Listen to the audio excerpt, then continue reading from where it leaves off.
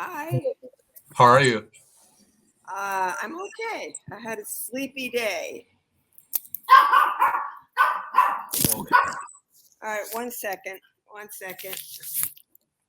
Yeah, you know what? I found something. Have you ever heard of the New Yorker magazine? Yeah. Okay, so it's got some excellent articles and excellent stories. And hang on, it's called How the Chinese Language Got Modernized. So the late great sinologist Simon Leys once pointed out a peculiar paradox.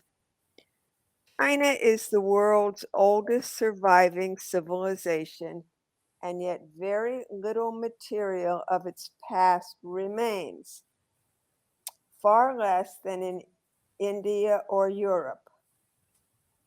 Through the centuries, waves of revolutionary iconoclasts have tried to smash everything old.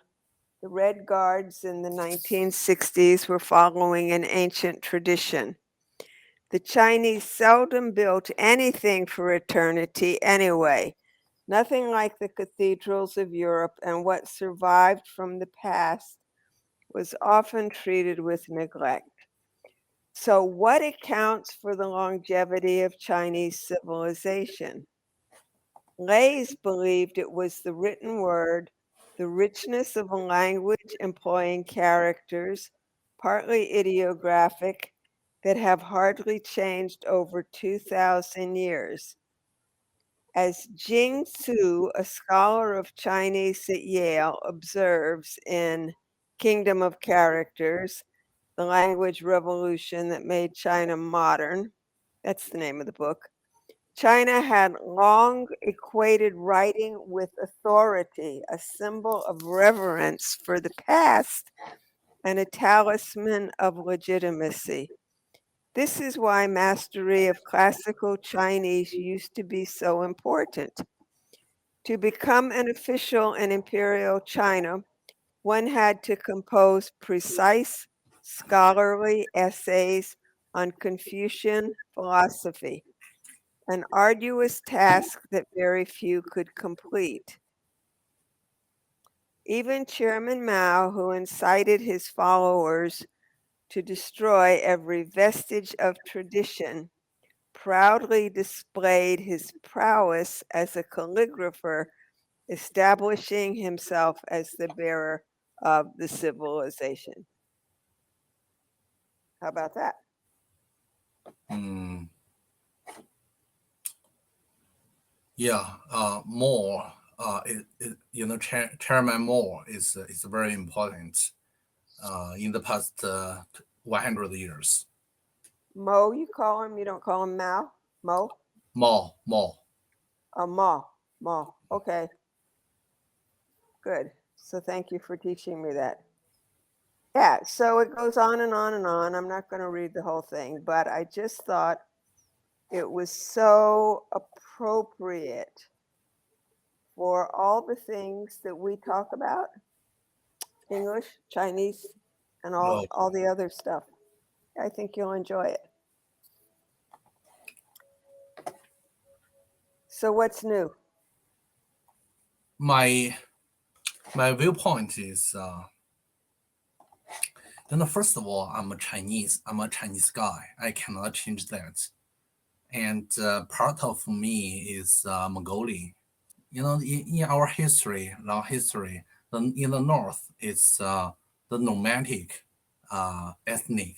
In the south, people are doing the agriculture. Mm-hmm. Genetically, they are a little bit different, but they are both of them are Mongolian. I'm just mixed. What I mean mixed is not like black and white mixed, but I have gone through the genetic test.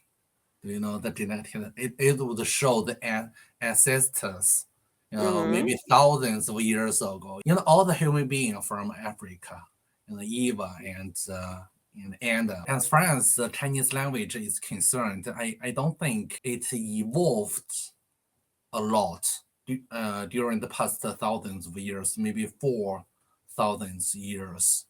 Like compared with French, English, and Spanish, all the languages used in Europe, they are Latin letters. For example, English has only 26 letters, right? And modern English is completely different from ancient English. This means this can shows that the mind of British people changed over the past maybe 100 or 200 years. And Mm-hmm. the Chinese language doesn't change. It doesn't grow up. So that means Chinese people's minds, like it's like a young baby. I don't mean Chinese people are stupid. No, some of them are very clever, but on the whole level, the most Chinese people, the mind stays in a very old state, very primitive state.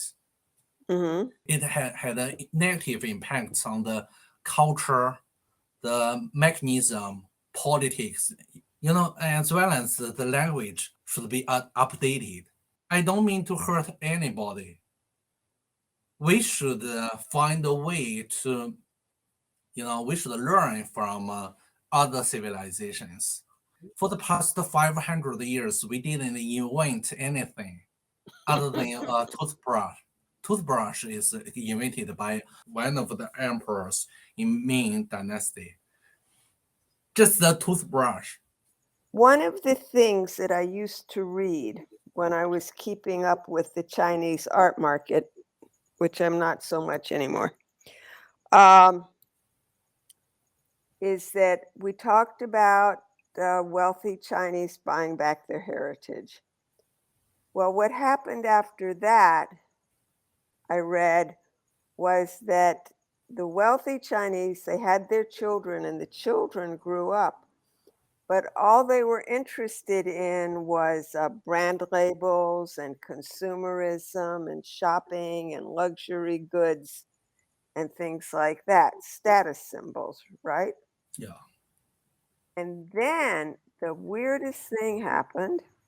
It's not so weird, really. It's sort of a trend among millennials everywhere. Millennial. Okay, yeah. Millennial means 1,000 years, right? Yeah, it also is a term for your generation, Oh, yeah, yeah. okay? That that they weren't giving up buying status symbols and luxury goods, but the millennials were becoming more interested in experiences than stuff. And so there were people were starting to take more cruises, to explore the world more, to have different kinds of adventures instead of just, the very expensive eyeglasses and the very fabulous clothes. Mhm. Um, yeah, so maybe there is actually an evolution taking place. Maybe. Maybe. Yeah, I didn't notice that. Chinese people, for especially the youngsters, the millennials, they like traveling, but Yeah. that is very slow. Yeah, Well, evolution is very slow. yeah. It takes generations, generations. And yet, I think we hold the Chinese in high esteem, despite what you say about they need to evolve a little bit more. And I think that's what this article is ultimately going to be about. I haven't read the whole thing. I must confess, I did Yeah. not read the whole thing. So Okay. I think your radical point of view is actually spot on. For the past 200 years, many great people like Chairman Mao, they are seeking a way to make this place much better or much stronger. I think they are greater than me. Yeah, they're great people. But The evolution is too slow. I'm a regular person. I just sometimes I think about it, but the most of the time I think about myself. Of course, Yeah. natural.